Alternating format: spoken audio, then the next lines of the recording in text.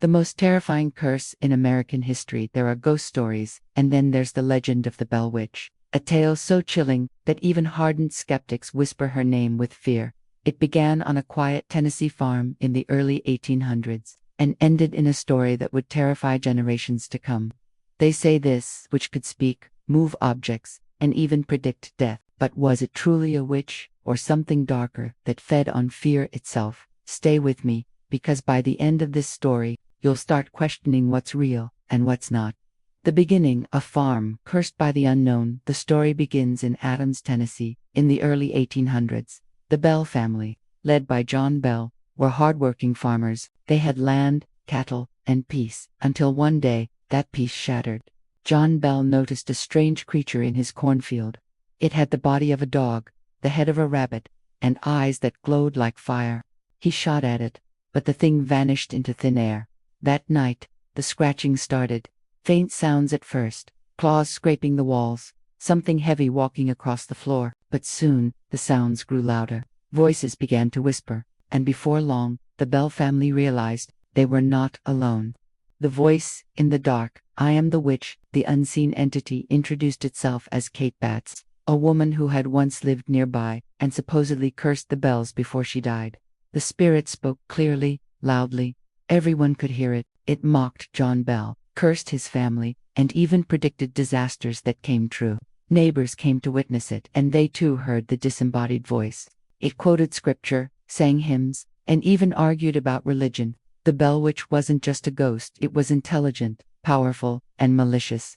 The death of John Bell, I gave him the dose. Years passed, and John Bell's health began to fail. He suffered from mysterious seizures and paralysis. No doctor could explain it. One morning, his son found a small vial of dark liquid near his bed.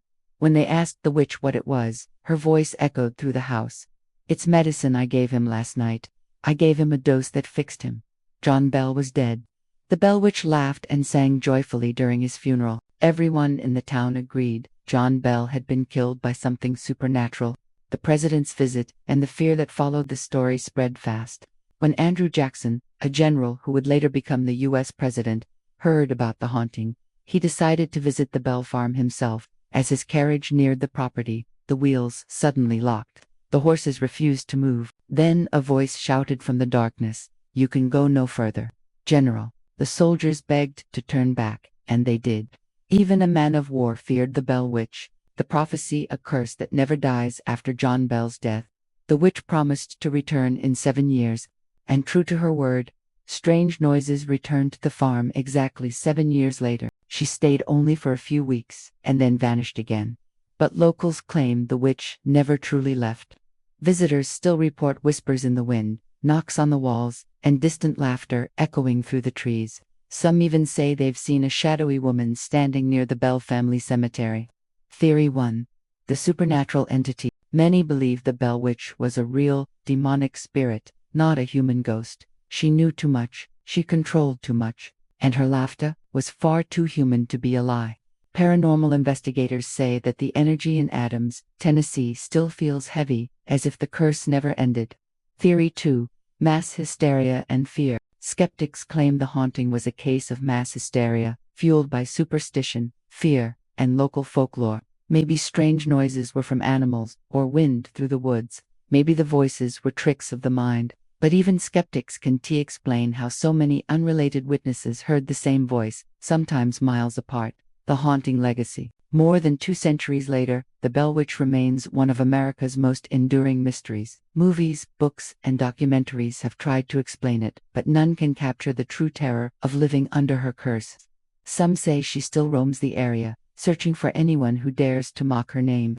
Others believe she protects the land, punishing only those who bring harm.